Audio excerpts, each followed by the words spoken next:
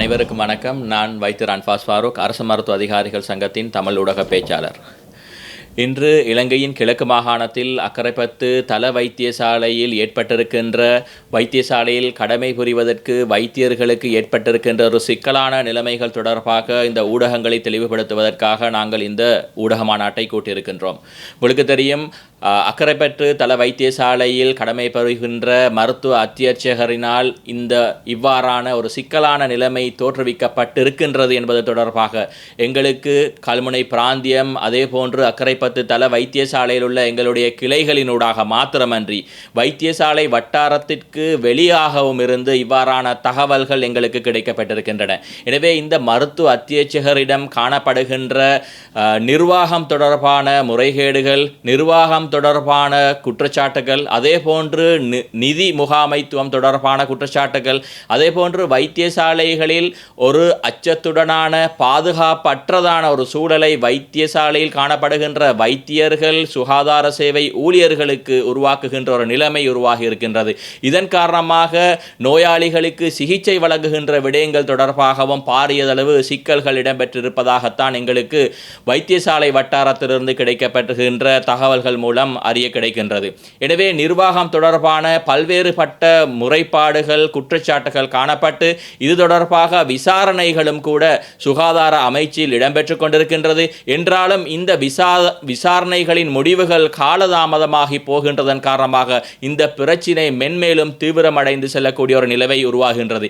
எனவே இதன் காரணமாக குரல் கொடுக்கின்ற வைத்தியர்களை, சுகாதார சேவை ஊழியர்களை அச்சுறுத்தலுக்கு உள்ளாக்குகின்ற நடவடிக்கைகளும் இந்த வைத்தியசாலைகளில் இடம்பெறுவதாக எங்களுக்கு அக்கரைப்பத்து கிளைகள் மூலம் எங்களுக்கு கிடைக்கப்பட்டிருக்கின்றது. அதே போன்றுதான் இது தொடர்பாக பாரதூரமான ஒரு விடயம் ஒன்றுதான் இந்த பிரச்சனைகள் தொடர்பாக, இந்த நிர்வாக சீர்கேடுகள் தொடர்பாக கதைக்கின்ற வைத்தியர் ஒருவரின் தந்தை சிகிச்சைக்காக இந்த வைத்தியசாலைக்கு செல்கின்ற சந்தர்ப்பங்களில், குறிப்பாக இந்த வைத்தியரின் தந்தை என்ற காரணத்தினால் அவர் கேட்டில் வைத்தே இடைமறுக்கப்பட்ட ஒரு சம்பவம் இடம்பெற்றிருக்கின்றது. இதன் காரணமாக இந்த நோயாளிக்கான சிகிச்சை தள்ளி போடப்பட்டு இந்த நோயாளி பாரதூரமான பிரச்சனைகளுக்கு உள்ளாகிய சம்பவம் பதிவாகி இருப்பதாக எங்களுக்கு அறிய கிடைக்கின்றது. எனவே இது ஒரு பாரிய குற்றச்சாட்டாக இருக்கின்றது. எனவே இது தொடர்பாக முறைப்பாடுகளும் சுகாதார அமைச்சில் மேற்கொள்ளப்பட்டிருக்கின்றது. இது தொடர்பான விசாரணைகளும் இடம்பெற்றுக் கொண்டிருப்பதாகத்தான் நாங்கள் அறிகின்றோம். எனவே இதே போன்று நிதி முகாமைத்துவம் தொடர்பாகவும் பல்வேறுபட்ட முறைப்பாடுகள் முன்வைக்கப்பட்டிருக்கின்றது. இது தொடர்பான விசாரணைகளையும் முன்னின்று உடனடியாக நடைமுறைப்படுத்த வேண்டும் என்று நாங்கள் சுகாதார அமைச்சை வினயமாக வேண்டிக் கொள்கின்றோம். எனவே இவ்வாறான மருத்துவ அத்தியட்சகரின் இவ்வாறான முறைகேடான செயற்பாடுகள் காரணமாக நிர்வாக சீர்கேடுகள் இடம்பெற்றிருக்கின்றன, நிதி சீர்கேடுகள் இடம்பெற்றிருக்கின்றன.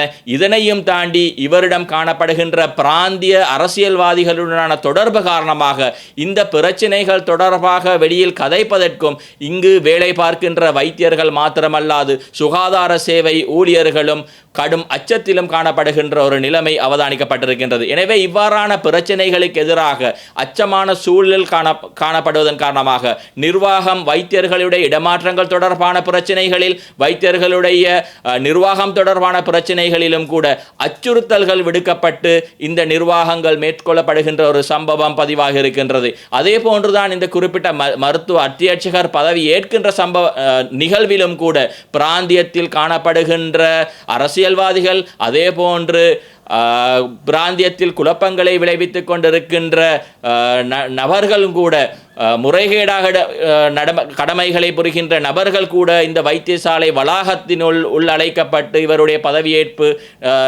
நிகழ்வும் இடம்பெற்ற ஒரு நிலைமை அவதானிக்கப்பட்டிருக்கின்றது. இதன் காரணமாக வைத்தியர்கள் பெரும் அச்சத்தில் காணப்படுகின்றனர். அதே போன்றுதான் இவருடைய இவ்வாறான செயற்பாடுகளுக்கு எதிராக கல்முனை பிராந்தியத்தில், அதே போன்று அக்கரைப்பத்து தல வைத்தியசாலையில் இதற்கு எதிராக அமைதியான முறையில் ஏற்படுத்தப்பட்ட, அமைதியான முறையில் வெளிக்கொண்டு வரப்பட்ட எதிர்ப்பு நடவடிக்கைகளின் போது கூட பேனர்கள் காட்சிப்படுத்தப்பட்டு இடம்பெற்ற சம்பவங்களிலும் கூட முகமூடி அணிந்த நபர்கள் வந்து இந்த பேனர்களையும் இந்த பதாகைகளையும் அகற்றிவிட்டு சென்ற சம்பவங்களும் கூட பதிவாகி இருக்கின்றது.